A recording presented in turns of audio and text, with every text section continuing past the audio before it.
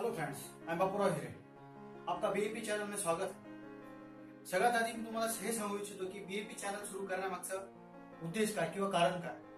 तर मी साधारण विचार केला की शहरात मुंबई पुण्यासारख्या शहरात असून कुठलेही मुलं 15-20 हजार रुपये भरून क्लास करू शकतात, परंतु ग्रामीण भागात दूरच्या भागात टॅलेंट असून हुशारी असून सुद्धा अनेक मुलांना क्लास करायला मिळू शकते किंवा मार्गदर्शन लाभू शकते. तर अशा मुलांना परिस्थितीच्या कारणाने किंवा कुठल्याही कारणाने क्लास करायला मिळत नाही, म्हणून अशा मुलांपर्यंत कुठल्या तरी शिक्षणाचा प्रवाह घेऊन जावा याच्यासाठी मी बीएपी चॅनलच्या माध्यमातून एक शिक्षणाचं कार्य करणार आहे. तर सगळ्यात महत्वाची गोष्ट म्हणजे बीएपी चॅनलच्या माध्यमातून मी 9वी-10वीचे सर्व विषय म्हणजे इंग्लिश, गणित वगैरे जे महत्वाचे विषय आहेत ते विषय घेणार आहे. त्याचबरोबर इंग्लिश ग्रामरचा विषय आपण घेणार आहे आणि इंग्लिश स्पीकिंग सारखा कोर्स पण या बीएपी चॅनलच्या माध्यमातून घेणार आहे. बघा, एक गोष्ट महत्वाची आहे म्हणजे 15-20 हजार रुपये भरून शहरात क्लास हा सहज मिळत असतो, परंतु ग्रामीण भागात चांगल्या प्रकारे मार्गदर्शन किंवा क्वालिटीचं मार्गदर्शन पण उपलब्ध नसतं आणि असलं तरी खूप लांब असू शकतं. म्हणूनच मी या चॅनलच्या माध्यमातून कल्पना आणली की मुलं शहरात येण्यापेक्षा किंवा शाळेत येण्यापेक्षा जर शाळाच मुलांच्या घरी गेली तर बीएपी चॅनलचा उद्देश हाच आहे की तुम्ही तुमच्या घरी तुमचं काम आवरून तुमचं कुठलंही काम असेल ते करून तुमच्या योग्य वेळेत तुम्हाला पटेल त्या वेळेत तुम्ही हा व्हिडिओ बघू शकतात किंवा ह्या चॅनलच्या माध्यमातून जोडू शकतात. आणि हा चॅनलच्या माध्यमातून जोडण्यासाठी तुमच्या घरी कम्प्युटर असेल, त्याला इंटरनेट असेल किंवा तुमच्या घरी मोबाईल असेल 3G 4G तरी सुद्धा तुम्ही ह्या चॅनलच्या माध्यमातून माझ्याशी संपर्क साधू शकता. तर बघा, आता आपण हा आजचा व्हिडिओचा जो मेन उद्देश आहे तो म्हणजे आपला इंग्लिश स्पीकिंग किंवा इंग्लिश ग्रामरचा क्लास सुरू होत आहे. ओके, तर चला आपण सुरू करूया इंग्लिश स्पीकिंग किंवा इंग्लिश ग्रामर. बघा, एक सगळ्यात महत्वाची गोष्ट आहे आणि ती म्हणजे इंग्लिश स्पीकिंग किंवा इंग्लिश ग्रामर किंवा कुठलीही भाषा येण्यासाठी सगळ्यात महत्वाच्या आहेत 4 कला. आता त्या 4 कला कोणत्या नेमक्या? ओके, त्या 4 कला नीट लक्षात घ्या. 4 कला आल्या तर कुठलीही भाषा कोणत्याही व्यक्तीला येऊ शकते. मग तुम्हाला जर इंग्लिश शिकायचं असेल, इंग्लिश यावंसं असं वाटत असेल, उत्तम इंग्लिश यावंसं असं वाटत असेल तर माझ्याकडे नीट लक्ष द्या. तर बघा, कुठलीही भाषा येण्यासाठी 4 स्किल महत्वाचे असतात. त्याच्यातलं पहिलं स्किल आहे रीडिंग, म्हणजे वाचन आलं पाहिजे तुम्हाला. ओके, 2 नंबर आहे लिसनिंग, ऐकणे, म्हणजे ऐकणं ही पण एक कला आहे, कारण तुम्हाला ती भाषा कळली म्हणजे ऐकता आली किंवा ऐकणं ही पण एक मोठी कला आहे. Okay, reading, listening, okay, writing लिहिणे, तुम्हाला लिहिता आलं पाहिजे, लिहिणे आलं पाहिजे. ओके, त्याच्यानंतर तुम्हाला स्पीकिंग आली पाहिजे, बोलणे आले पाहिजे. या 4 कला आल्या तर तुम्हाला कुठलीही भाषा येऊ शकते. ओके, इंग्लिश साठी पण हेच महत्वाचं आहे, ते म्हणजे बघा रीडिंग आली पाहिजे तुम्हाला. ओके, त्याच्यासाठी तुम्ही ट्राय करून प्रयत्न करून तुम्ही आधी वाचन शिकलं पाहिजे. ओके, त्याच्यानंतर तुम्हाला लिसनिंग आली पाहिजे. ओके, म्हणजे तुम्हाला ऐकता आलं पाहिजे. ऐकल्या येण्यासाठी तुम्हाला काहीतरी ते शब्दांचा अर्थ माहित पाहिजे, म्हणून तुमची शब्द संपत्ती वाढवा, ग्लोसरी ज्याला म्हणतात ती वाढवा. ओके, त्याच्यानंतर रायटिंग आली पाहिजे. ओके, बघून कशाना प्रॅक्टिस करा, प्रॅक्टिसने स्पेलिंग करेक्शन होतं. ओके, आणि प्रॅक्टिस मेक्स मॅन परफेक्ट हे वाक्य विसरू नका. त्याच्यानंतर स्पीकिंग आली पाहिजे, बोलता आलं पाहिजे. सगळ्यात महत्वाची गोष्ट अशी असते की आपल्याला बेसिक हे स्किल आणि हे स्किल लवकर येत असतात. हे 2 स्किल बेस्ट आहेत. ओके, मग कधी कधी बघा तुम्ही अनेक व्यक्ती असं म्हणतात की मला वाचता येतं किंवा मला बोललेलं कळतं पण मला बोलता येत नाही किंवा मला स्वतःला लिहिता येत नाही. ओके, तर महत्वाची गोष्ट ह्या 2 म्हणजे टप्पे आहेत. तुम्हाला वाचन आलं म्हणजे तुम्हाला उत्कृष्ट वाचन आलं म्हणजे तुम्हाला व्यवस्थित लिहिता येऊ शकतं. म्हणून भरपूर वाचनाची गरज आहे. वाचन तर तुम्हाला स्पेलिंग वगैरे कळेल. आणि एक वेळा लिहिता आलं तर हे स्किल अवघड नाही तुमच्यासाठी. ओके, त्याचबरोबर तुम्हाला ऐकता आलं तर बोलता येईल, ऐकता येतं मग भरपूर प्रॅक्टिस करत ज्या दिवशी तुम्हाला बोलता येईल त्या दिवशी सर्व स्किल आले म्हणून सांगा, म्हणून त्याच्या पुढचं स्किल आहे. ओके, म्हणून बघा, भाषा येण्यासाठी तुम्हाला हे 4 स्किल महत्वाचे. कुठले? रीडिंग, लिसनिंग, रायटिंग आणि स्पीकिंग. ओके, तर हे 4 स्किल साठी तुम्ही आता आजपासून तयारीला लागणार. ओके, रोज वाचन करायचं 1-2 पेज इंग्लिश, रोज 2 तास, 1-2 पेज फक्त. ओके, त्याच्यानंतर ऐकणं, लिसनिंग साठी काय करा, भरपूर माध्यम आहेत. आज टीव्हीवरती इंग्लिश न्यूज चॅनल असतो. तुम्ही एक काम करा, वाटल्यास तर आधी मराठीत न्यूज ऐका आणि नंतर इंग्लिश चॅनल न्यूज ऐका. आपाप तुम्हाला ट्रान्सलेशन कळेल आणि अर्थ कळतील आणि आपाप ऐकण्याची कला डेव्हलप होईल. ती झाली की पुढच्या कला सोप्या होऊन जातात. रीडिंग केली की लिहायचं बघा, सुरुवातीला बघून लिहा, नंतर आपल्या पद्धतीने लिहा. ओके, त्याच्यानंतर स्पीकिंग, ट्राय टू स्पीक. शाळेत, कॉलेजमध्ये तुम्ही कुठेही असाल तर गेल्यानंतर तुम्ही बोलणं शिका. ओके, तुडकं कसं असेल तरी चालेल, पण हळूहळू प्रॅक्टिस करत गेले तर चालेल. कोणी असलं तरी चालेल, पण तुम्हाला जर इंग्लिश यावं असं वाटत असेल तर तुम्हाला हे सगळं टप्प्याटप्प्याने फॉलो करावं लागेल. ओके, ठीक आहे. तर बघा आता आपण इंग्लिश शिकण्यासाठी पुढचा टप्पा पाहतोय, म्हणजे तुम्हाला सगळ्यात महत्वाचं एक गोष्ट कळणं महत्वाचं ते म्हणजे वाक्याची रचना, स्ट्रक्चर ऑफ द सेंटेन्स म्हणतात त्याला. ओके, कुठलीही भाषेसाठी हे महत्वाची गोष्ट आहे की त्या भाषेत ते वाक्य कुठल्या स्ट्रक्चरमध्ये, कुठल्या संरचनेमध्ये ते वाक्य लिहिलेलं असतं. तर बघा आपण मराठीच वाक्य घेऊ. समजा मी आंबा खातो, मी आंबा खातो. आता बघा मी आंबा खातो हे एक वाक्य आहे. मग मराठी येण्यासाठी आपल्याला 3 गोष्टींचं आकलन इथे झालं पाहिजे. सगळ्यात पहिली गोष्ट म्हणजे बघा मी म्हणजे कोण? कर्ता. कर्ता म्हणजे क्रिया करणारा. बघा आंबा खाण्याची क्रिया होते या वाक्यात, आणि आंबा खाण्याची क्रिया ही कोण करतोय? तर मी, म्हणजे मी इथं कर्ता आहे. कर्ता कोण आहे? मी आहे. त्याला इंग्लिशमध्ये सब्जेक्ट म्हणतात. त्याला इंग्लिशमध्ये सब्जेक्ट म्हणतात. म्हणजे बघा मराठीत आधी कर्ता आला किंवा त्याला सब्जेक्ट म्हणतात, नंतर आंबा आला. ओके, आंबा म्हणजे कोण? तर बघा मी हा कर्ता आहे. कर्ता कोणती क्रिया करतोय? खाण्याची. तर ते झालं क्रियापद. क्रियापद त्याला इंग्लिशमध्ये म्हणतात वर्ब. ओके, तर बघा वर्ब किंवा क्रियापद ही क्रिया कशावर घडते? तर कर्मावर. कर्म आहे आंबा. ओके, म्हणजे ज्याच्यावर क्रिया घडते, जो करतो तो कर्ता असतो, ज्याच्यावर क्रिया घडते ते कर्म असतात. ही क्रिया म्हणजे क्रिया कुठली आहे? तर खाण्याची, ते क्रियापद. कर्म, कर्माला म्हणतात ऑब्जेक्ट. ऑब्जेक्ट म्हणजे मराठीची वाक्य रचना कशी आहे? तर आधी येतो सब्जेक्ट, नंतर येतो object. Okay, subject, object, verb किंवा कर्ता, कर्म, क्रियापद अशी मराठीची वाक्य रचना आहे. तुम्ही कुठलंही वाक्य बोलताना असंच बोलायचं. मी खातो, मी आंबा खातो, मी पाणी पितो, वगैरे वगैरे. पण हेच वाक्य इंग्लिशमध्ये कसं लिहा? जर तुम्ही असं शब्दशः लिहिलं की आय मँगो इट, तर ही रचना रॉंग आहे. म्हणजे तुम्हाला शब्द पण माहिती आहे की आय म्हणजे मी, मँगो म्हणजे आंबा, आणि इट म्हणजे खातो किंवा खाणे, तरी सुद्धा हे वाक्य चुकीचे. का की इंग्लिशची जी रचना आहे, इंग्लिशची जी वाक्य रचना आहे ती अशी नाही. तर इंग्लिशची वाक्य रचना कशी आहे? तर बघा जी मराठीची subject plus object plus verb आहे तशी रचना नाही इंग्लिशची. इंग्लिशची रचना वेगळी आहे. त्याच्यासाठी एक वाक्य सांगतो तुम्हाला. हेच वाक्य मी योग्य पद्धतीने लिहून सांगतो. I it mango, I it mango. आता बघा आय म्हणजे मी, म्हणजे कर्ता, सब्जेक्ट आला, हा बघा सब्जेक्ट. ओके आला, पण नंतर आला वर्ब आणि मग आला ऑब्जेक्ट. ही आहे इंग्लिशची रचना. म्हणजे काय? इंग्लिशसाठी subject plus verb plus object अशी इंग्लिशची रचना आहे. म्हणून आपलं अनेक वेळा होतं काय माहितीये का, की आपण इंग्लिशची वाक्य लिहितो किंवा हे करतो आणि मराठीत रूपांतर करत असताना आपण शब्दशः अर्थ लिहितो. म्हणून आपण मराठीचं वाक्य किंवा इंग्लिशचं वाक्य जर घेतलं तर आपण त्याचं मराठी ट्रान्सलेशन कसं करतो? तर मी खातो आंबा, मी खातो आंबा असं म्हणतो का आपण मराठी? मी आंबा खातो असं म्हणतो आपण. तसंच I drink water, I drink water असं म्हणजे बघा कर्ता, क्रियापद आणि कर्म हे इंग्लिशची रचना. आय ड्रिंक वॉटर, पण मराठीत मी पाणी पितो म्हणजे पाणी आधी आलं, कर्म आधी आलं. ही रचना जर तुमच्या लक्षात आली तर इंग्लिश समजणं किंवा अंडरस्टँड करणं तुमच्यासाठी अजिबात अवघड नाही. म्हणून ही रचना किंवा वाक्याच्या सेंटेन्सची रचना आहे ती लक्षात ठेवा. सेंटेन्स ऑफ द स्ट्रक्चर म्हणतात त्याला.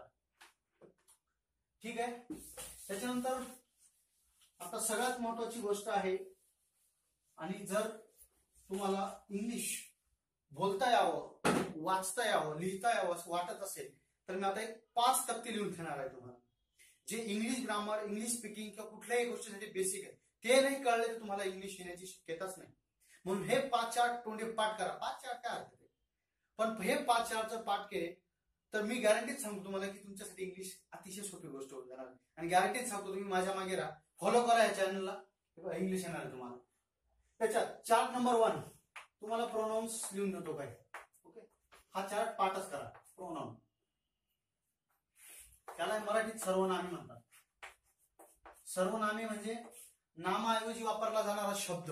म्हणजे बघा आपण आपल्याला एखाद्या व्यक्तीचं नाव माहित नसेल तर आपण काय त्याचं सर्वनाम वापरतो. म्हणजे कसं बघा, एखादा मुलगा बाबा असेल तर आपल्याला माहिती, आपण काय म्हणतो, हे त्याला इकडे पाठवलं किंवा तो त्याला इकडे पाठवा असं. म्हणजे तो त्याला इकडे पाठवा. तर तो जो आहे त्याला ही म्हणतात इंग्लिशमध्ये. ओके, तो आहे म्हणजे त्याचं नाव माहिती म्हणून त्याच्या नावाच्या ऐवजी आपण वापरलेला शब्द तो म्हणजे सर्वनाम. ओके, त्याच पद्धतीने बघा अनेक मुलं आले, आपल्याला कोणाचं नाव माहित नसेल किंवा सगळ्यांचं नाव घेणं शिकेल म्हणून आपण काय म्हणतो, ते आहेत ना त्यांना इकडे पाठवा, सगळ्यांना इकडे पाठवा. अनेक वचने दे, त्याला इंग्लिशमध्ये दे म्हणतात. ओके, ती मुलगी आहे, तिला इकडे पाठवा, ते मुलीला इकडे पाठवा. नाव माहित नाही म्हणून आपण तिला सी म्हणतो. नामाऐवजी वापरल्या जाणाऱ्या शब्दाला सर्वनाम असे म्हणतात. मग इंग्लिशमध्ये सर्वनाम किती किंवा कोणते आणि त्यांचे कशा पद्धतीने प्रकार पडतात त्यासाठी तक्ता लिहून तो तक्ता पाठ पाहिजे, तोंडे पाठ 5 तक्त्याचं पाठ करायचे.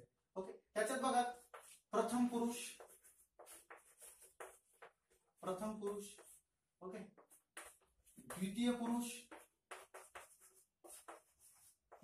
आणि तृतीय पुरुष असे 3 पुरुष सर्वनामांचे असतात.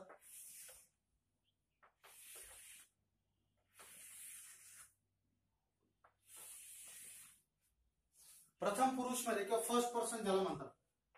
Okay, first person, second person, third person. Okay, first second third किंवा प्रथम द्वितीय तृतीय आणि पुरुष पर्सन. पुरुष म्हणजे पर्सन.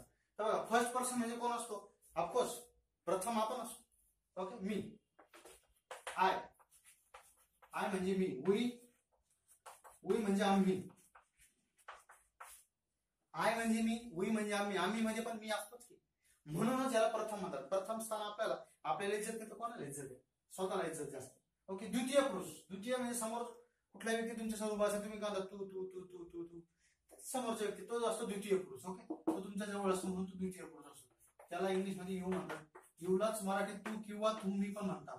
एक लक्षात घ्या, मराठीत आपण तू वेगळा तुम्ही वेगळा वापरत असतो. म्हणजे मानपान द्यायचं नसेल तर तू इकडे, पण मानपान द्यायचं असेल तर तुम्ही इकडे येता का, तुम्ही याल का इकडं, अशा पद्धत. इंग्लिशमध्ये दोघांसाठी एकच आहे, यू. म्हणून इंग्लिशला टेन्शन नाही, मान दिला का नाही दिला का. म्हणून यू म्हणजे तू. द्वितीय पुरुष मध्ये फक्त एकच शब्द येतो, तो म्हणजे यू. ओके, प्रथम पुरुष मध्ये कोण आहे? आय पण आहे आणि वी पण आहे. तृतीय पुरुष, आता बघा तृतीय पुरुष हा तक्ता पाठ करा, कारण पुढे अजून मी एक वेळा तुम्हाला विचारणार तृतीय पुरुष मध्ये अमुक अमुक असं, तर ते तुम्हाला आलं पाहिजे. तृतीय पुरुष मध्ये पहिलं आहे ते म्हणजे ते, अनेक वचनी ते आले, 10-15 आहेत ते आले. बरं, त्याच्यानंतर ही म्हणजे तो. ओके, सी म्हणजे ती. ओके, त्याच्यानंतर इट म्हणजे ते. ओके, पण हे असतं नपुंसक लिंगी किंवा निर्जीव वस्तूसाठी वापरतात. ओके, आता बघा आय म्हणजे मी, हे तर माहितीच आहे सगळ्यांना. आय वापरतो मी, वी आम्ही, यू म्हणजे तू किंवा तुम्ही, दे म्हणजे ते. हे अनेक वचनेसाठी ते वापरतात. ओके, म्हणजे कोणीतरी एकापेक्षा जास्त व्यक्ती असतील त्यांना आपण म्हणतो ते आले, पाहुणे आले, ते आले, तर त्यांना इंग्लिशमध्ये दे म्हणतात. ही म्हणजे तो पुरुष किंवा मुलगा कुठलाही कोणी असेल तर आपण त्याला ही म्हणतो. यस, ही इज, तो असे त्या पद्धतीने. ओके, सी ती, मुलीला आपण ती सी म्हणतो. ओके, ती. त्याच्यानंतर इट म्हणजे ते, दे म्हणजे ते. काय फरक आहे यांचा? तर दे किंवा ते आपण सजीव वस्तूंना किंवा माणसांना म्हणत असतो, ते आले. ओके, पण एखादी निर्जीव वस्तू असेल, हा ते इकडे दे, डस्टर इकडे दे, ते डस्टर इकडे दे, तो फॅन इकडे दे, ते, त्यांना आपण इट असा शब्द वापरत असतो. ओके, इंग्लिशमध्ये त्याला इट म्हणतात. नपुंसक लिंगी किंवा निर्जीव वस्तू असतात त्यांना इट वापरत असतात. म्हणून हा बघा, हा पहिला चार्ट एकदम तुमच्या तोंडेपाठ पाहिजे. चार्ट नंबर 1, प्रोनाउनचा चार्ट, सर्वनामचा chart, I, we, you, they, he, she, it. Okay, आणि सगळ्यांचा मराठी अर्थ पण लक्षात असू द्या. आय म्हणजे मी, वी म्हणजे आम्ही, यू म्हणजे तू, ओके, तू किंवा तुम्ही, दे म्हणजे ते, ही म्हणजे तो, सी म्हणजे ती, इट म्हणजे ते. हे सगळं व्यवस्थित पाठ करा, लिहून घ्या.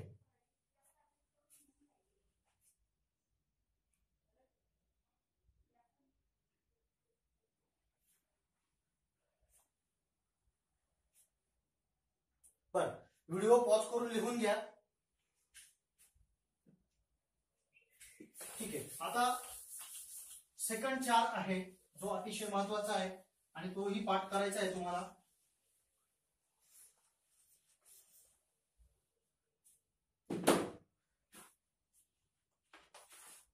तो म्हणजे टू बी, टू हॅव किंवा टू डूचा चार्ट. तुम्हाला आता पुढे जे टेन्स शिकवणार आहे मी, काळ. ओके, इंग्लिश किंवा कुठली भाषा येण्यासाठी तुम्हाला काळाची रचना, त्याच्यानुसार वाक्य येणं गरजेचं. त्याच्यासाठी हे बॅकग्राऊंड आहे. हा ते तक्ते पाठ केल्याशिवाय तुम्हाला ते टेन्स मधलं काही कळणार नाही, म्हणून हे तक्ते पाठ करा सर्व. ओके, त्याच्यात टू बी चं रूप म्हणजे काय, टू हॅव चं रूप म्हणजे काय, ओके, आणि टू डू चं रूप म्हणजे काय, हे आपण तिघं लिहिणार. ते काळानुसार लिहिणार. काळ किती आहेत? 3. प्रेझेंट, पास्ट आणि फ्युचर किंवा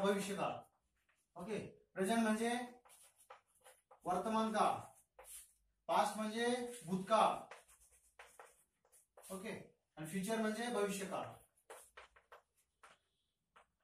आता हा तक्ता इतका पाठ करा की बस झालंच का. कारण पुढे प्रत्येक जागेवर प्रत्येक काळामध्ये मी तुम्हाला म्हटलं की टू बीच्या रूपाचं भविष्य फ्युचर मध्ये काय होतं, टू ह्याच्या रूपामध्ये भूतकाळात काय होतं, तुम्हाला असं तक्ता डायरेक्ट डोळ्यापुढे आला पाहिजे. म्हणून हा तक्ता वहीत लिहून घ्यायचे सर्व तक्ते व्हिडिओ थांबवून, आणि हे सगळे तक्ते पाठ पाहिजे मला. ओके, त्याच्याशिवाय पुढचं येणार नाही किंवा पुढचं करू नका माहिती. जर इंग्लिश शिकायची इच्छा असेल तर सगळं तक्ते पाठ करा. ओके, टू बीचं रूप,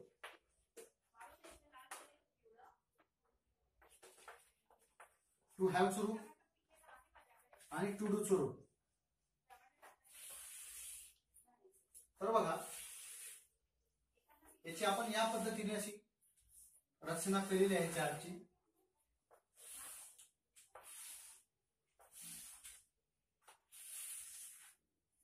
ओके, टू बीचं वर्तमान काळात rook to be M, is किंवा आर.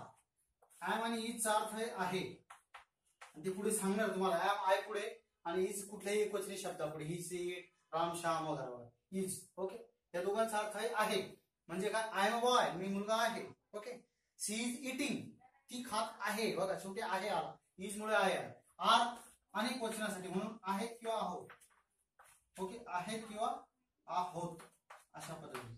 ओके, आहेत किंवा आहोत. टू बीचं भूतकाळात रूप कुठलं आहे तर वॉज किंवा वेअर. वॉजचा अर्थ होता म्हणजे एक वचने कुठल्याही शब्दापुढे, आणि वेअर म्हणजे होते. ओके, अनेक वचने पुढे. ओके, म्हणजे अनेक व्यक्ती असतील किंवा अनेक वचने शब्द आहेत त्याच्या पुढे वेअर वापरतात आणि त्याचा अर्थ होते. भूतकाळ आहे म्हणून टू बीचं रूप होता, होता किंवा होते अशा पद्धतीने. एक वचने पुढे होता, होते. फ्युचर शल किंवा विल वापरतात. ओके, आता शल कोणापुढे, विल कोणापुढे, वॉज कोणापुढे हे मी पुढच्या चार्ट मध्ये लिहून देणार, टेन्शन घेऊ नका. फक्त शल किंवा विलचा अर्थ असा आहे की असेल अशा पद्धतीने भविष्य काळ दर्शवतो. काहीतरी करत असेल, खात असेल, पित असेल, झोपत असेल, उठत असेल, मरत असेल वगैरे. नाही मरायचं नाही. ओके, टू हॅव, टू हॅवचा अर्थ आहे असणे. हॅव म्हणजे असणे, इथं पण लिहून देतो माझा. हॅव किंवा हॅज याचा अर्थ आहे असणे म्हणजे माझ्याजवळ आहे वगैरे असे, किंवा मी अमुक क्रिया केलेली आहे, असणे केलेली आहे अशा पद्धतीने. त्याच भूतकाळी रूप आहे हॅव. असणे होते किंवा झाले, केले होते वगैरे अशा पद्धतीने आलं पाहिजे. शल किंवा विल, विल आणि त्याच्या पुढे फक्त बी हा शब्द ऍड होतो. वरच्या शल आणि विल जसे तसा आहे पण पुढे बी ऍड होतो. एक मिनिट, सॉरी, बी इथे ऍड होतो टू बीच्या रूप मध्ये. इथे शल किंवा विल हॅव ऍड होतो. ओके, टू बीचं रूप आहे म्हणून am is are, was were आणि शल किंवा विल बी. टू बीचं रूप आहे म्हणून बी. ओके, त्याचबरोबर टू हॅवचं रूप आहे म्हणून हॅव, हॅज. ओके, हॅव, शल किंवा विल हॅव अशा पद्धतीने असेल. म्हणजे वापरताना शल हॅव किंवा विल हॅव अशा पद्धतीने शब्द वापरायचा टू हॅवच्या रूपामध्ये. टू डूच्या रूपामध्ये डू, डज. डू किंवा डजचा अर्थ करणे, काहीतरी करायचे, काहीतरी काम करायचं आहे वगैरे. ओके, त्याचं भूतकाळात रूप आहे डीड म्हणजे केले अशा पद्धतीने. केले, मी ते काम केले असं, तेच भूतकाळात आहे करणे. Okay, I do it, I can do it, मी ते करू शकतो त्या पद्धतीने. ओके, त्याच्यानंतर याचा भविष्यकाळ आहे शल किंवा विल. हा जो शल विल जातो तो इथला ऍक्च्युअली शल विल. ओके, तर बघा हे आहे टू बी, टू हॅव किंवा टू डू चे रूप आहेत. ते ही तिघ काळांमध्ये हा तक्ता पाठ करा. त्याच्या पुढे काळ कळणार आहे किंवा तुम्हाला इंग्लिश ग्रामर कळणार आहे, इंग्लिश वाक्य कळणार आहे, इंग्लिश बोलता येणार आहे. म्हणून हा चार त्या पाचच्या चार तोंडे पाठ असू द्या. ओके, पुन्हा एक वेळा रिवाइज करतो. प्रेझेंट, टू बीचं वर्तमान काळात किंवा प्रेझेंट मध्ये रूप आहे am, is, are. Am is म्हणजे आहे, आर आहोत. ओके, वॉज वेअर होता, होते. भूतकाळात रूप आहे टू बीचं. ओके, टू बीचं रूप भविष्यकाळात किंवा फ्युचर मध्ये काय शल किंवा विल बी. हे बघा या तक्त्यामध्ये फरक बघा, शल विल प्रत्येक जागेवर आहे पण एवढाच फरक इथं काहीच नाही. इथं शल किंवा विल पुढे हॅव आहे, शल किंवा विल पुढे बी आहे असा फरक आहे, तेवढं लक्षात असतो. टू हॅवचं रूप हॅव, हॅज. ओके, वर्तमान काळामध्ये. टू हॅवचं रूप भूतकाळामध्ये हॅड.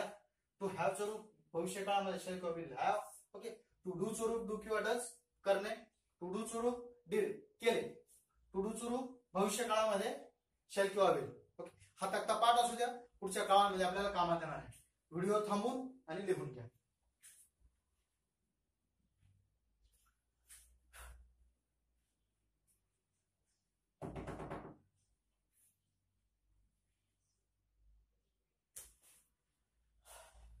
तक्ता नंबर 3.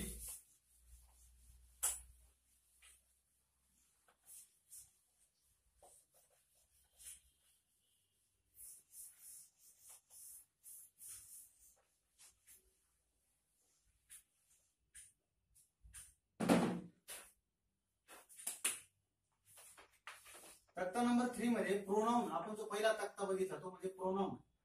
Okay, pronoun. आणि आता जो 2 नंबर 4 बघितला to be, okay, to have आणि टू डू, यांचा एकत्रित वापर कसा करायचा. ओके, म्हणजे कोणत्या शब्दापुढे कोणता शब्द वापरायचा, शल कोणापुढे वापरायचा, विल कोणापुढे वापरायचा, डू कोणापुढे वापरायचा, डज कोणापुढे वापरायचा. ओके, हा कायम आणि कॉमन प्रश्न आहे जो इंग्लिश सुरुवातीला शिकत असताना हा पडत असतो. हॅव कोणापुढे, हॅज कोणापुढे, तर ते लिहून देतो. म्हणून हा पण तक्ता तिसरा 5च्या 5 तक्ते महत्वाचे सर्व पाठ करा, लिहून घ्या व्यवस्थित. ओके, तर बघा आपण सुरुवात करूया do. Do, I, we, they, you. Okay, किंवा असेच अनेक वचनी शब्द जेही असतील त्यांच्या पुढे वापरतात. डू हा आय पुढे डू असतो. ओके, वी नंतर पण डू असतो, दे नंतर, यू नंतर, किंवा अनेक वचनी कुठलाही असेल त्या शब्दांपुढे डू असतो. डज, डज हा एक वचनी किंवा ही, सी, इट. ओके, राम किंवा तुमचं स्वतःचं नाव, कोणाचंही नाव असेल तर त्याच्यापुढे डज वापरतात. एकेरी असेल तर, म्हणजे एक वचनी कुठलेही असेल तर त्याच्या पुढे डज वापरतात. त्याचबरोबर पुढे आहे शल. ओके, आय आणि वी या दोघांपुढे शल वापरतात. विल, विल वापरतात. इतर सर्व शब्दांपुढे विल वापरतात. मग तो ते असो, वी असो, सी असो, इट असो, ही असो, दे असो, दे झालं. त्याच्यानंतर काय, किंवा इतर कुठलेही, इतर सर्व. मग इतर शब्द का लिहिले, एकवचन अनेक वचन का लिहिले, कारण विल हा इतर कुठलेही एकवचन असो अनेक वचन असो सगळ्यांपुढे लिहायचा असतो. ओके, इतर सर्व शब्दांपुढे विल लिहायचा असतो, म्हणून विल. ओके, त्याच्यानंतर हॅव. हॅव हा आय पुढे, वी पुढे, दे पुढे. Okay, I, we, they, you. Okay, किंवा अनेक वचनी कुठलेही शब्द असतील त्यांच्या पुढे वापरायचा असतो. ओके, म्हणून हा पण 4 एकदम महत्वाचा आहे. आणि हा काय कॉमन प्रश्न आहे की आपण बोलता बोलता आय डज किंवा आय डू म्हणून टाकतो. ओके, आय डज म्हणून टाकतो, तर डज नाही डूच आहे. ओके, ओके, सी आला, ही आला, राम आला, श्याम आला, कोणाचे नाव आलं त्याच्या पुढे डज आला पाहिजे, म्हणून लक्षात ठेवा. शल आय आणि वी पुढे वापरायचा असतो, विल याच्या पुढे, हॅव याच्या पुढे, हॅज, ही, सी, इट, किंवा एक वचने राम, श्याम, काही घ्यायला, किंवा बापू, माझं नाव बापू. ओके, बापू. एक वचनी कुठलाही शब्द असेल त्याच्या पुढे हा शब्द वापरायचा किंवा लिहायचा. ओके,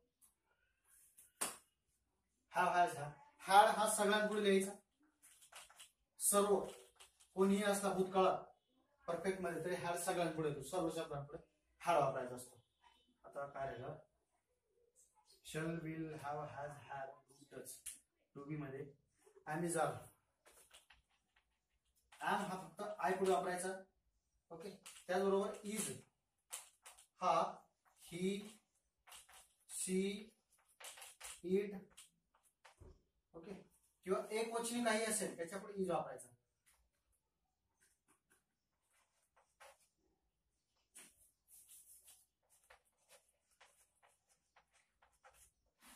एक वचनी काही असेल त्याच्या पुढे वापरायचा. आणि आर, आर आहोत, तर तो एक अनेक वचनी शब्दापुढे, म्हणजे तो दे असेल, ओके, वी असेल, ओके, यू असेल,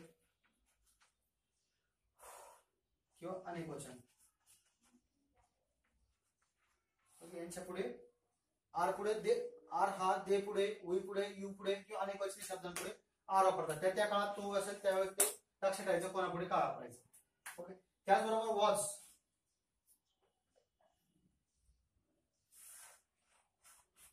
वॉज हा ही, सी, इट, किंवा एक वचन. लक्षात ठेवा, एक वचन एकवचनी शब्दापुढे वापरायचा. वॉज हा ही सी इट किंवा एकवचनी शब्दापुढे वापरायचा. आणि राहिला वेअर, तर वेअर हा अनेकवचनी शब्दांपुढे असेल. मग तो दे असेल, वी असेल, वी असेल, यू किंवा अनेकवचनी शब्द.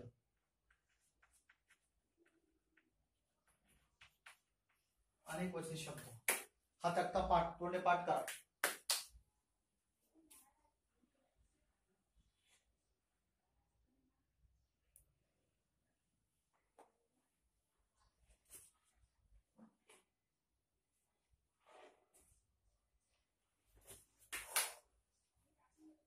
लिहून घेतल्याशिवाय अपेक्षित आहे. व्हिडिओ थांबवून पुन्हा एकदा रिवाइज करतो, पुढचा तक्ता घेतो. प्रोनाउन आणि टू बी टू टू डूचे रूप त्याच्यापुढे कसे वापरायचे त्याचा अर्थ करतात. डू हा आय, वी, दे, यू किंवा अनेकवचनी शब्दापुढे वापरायचा.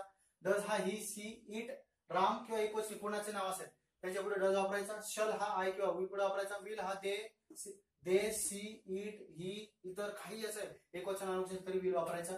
हॅव हा आय, वी, दे, यू अनेकवचनी शब्द असतील कुठले त्याच्यापुढे हॅव वापरायचा. हॅज ही, सी, इट, बापू एकवचन कुठलेही एकवचनी शब्द असेल त्यांच्या पुढे वापरायचा. हॅड हा सर्व कुठले असो एकवचन अनेकवचन सगळ्या शब्दांपुढे वापरायचा. एम हा फक्त आय पुढे वापरायचा. इज, ही, सी, इट किंवा एकवचनी शब्दापुढे वापरायचा. आर हा दे, वी, यू किंवा अनेकवचनी शब्दापुढे वापरायचा. ओके. त्याचबरोबर वॉज हा ही, सी, इट किंवा एकवचनी शब्दापुढे वापरायचा. वेअर हा दे, वी, यू किंवा अनेकवचनी शब्दांपुढे वापरायचे. ओके. ठीक आहे, चला पुढचा तक्ता.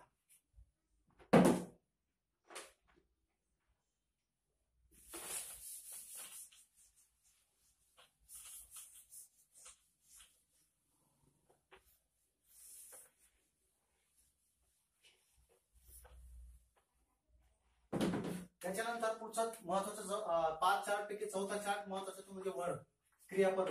तुम्हाला ग्रामरचे वाक्य कुठलेही वाक्य बनवण्यासाठी इंग्लिश येण्यासाठी हे तुम्हाला येणं गरजेचं आहे की क्रियापद माहित पाहिजे किंवा क्रियापदाचे रूप माहित पाहिजे.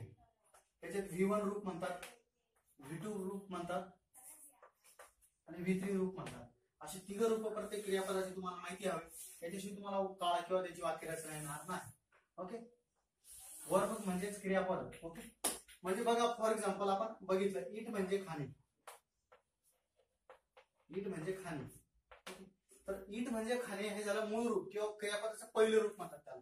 ओके. तर तसंच क्रियापदाचं दुसरं रूप कुठलं आहे इटचं दुसरं रूप आहे एट. तर इटचं तिसरं रूप आहे इटन. ओके. हे तुम्हाला ज्यावेळेस आपण काळ शिकू त्यावेळेस त्या काळामध्ये V1, V2, V3 किंवा क्रियापदाचं पहिलं, दुसरं, तिसरं रूप किंवा तिसरा फॉर्म त्याला म्हणतात. तर त्यावेळेस ते हे फॉर्म मध्ये अशा पद्धतीने आला पाहिजे. आणि क्रियापदांचा हा जो तक्ता आहे हा तक्ता कुठल्याही ग्रामरच्या पुस्तकात असतो. 100 क्रियापद. तुम्हाला हा होमवर्क असेल जर इंग्लिश हवंच वाटत असेल तर तुम्ही करणार आहात उद्या, तो म्हणजे हा तक्ता पाठ करा. ओके. अशी 100 क्रियापदे घ्यायची कुठल्याही ग्रामरच्या पुस्तकात. जे अभ्यास एकदम पक्क्या पद्धतीने डोक्यात गेले पाहिजे. 3 रूपांसह सगळे क्रियापद. ओके. मी काही इथं फक्त उदाहरण लिहून दाखवतो आहे. ड्रिंक, ड्रिंक म्हणजे पिणे. ओके. ड्रिंकचं भूतकाळात आहे ड्रँक म्हणजे V2 आणि त्याचं V3 आहे drunk. Drink, drank, drunk. Okay. Eat, drink, see म्हणजे पाहणे. हे आहे क्रियापदाचं पहिलं रूप सी म्हणजे पाहणे. ओके. त्याचं दुसरं रूप आहे सॉ पाहिले. ओके. आणि सी तिसरं रूप आहे. ओके. त्याचबरोबर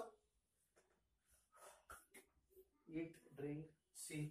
गो जाणे. ओके. हे आहे मूळ रूप. त्याचं दुसरं रूप आहे वेंट गेला. गो म्हणजे जाणे, वेंट म्हणजे गेला किंवा जाणे.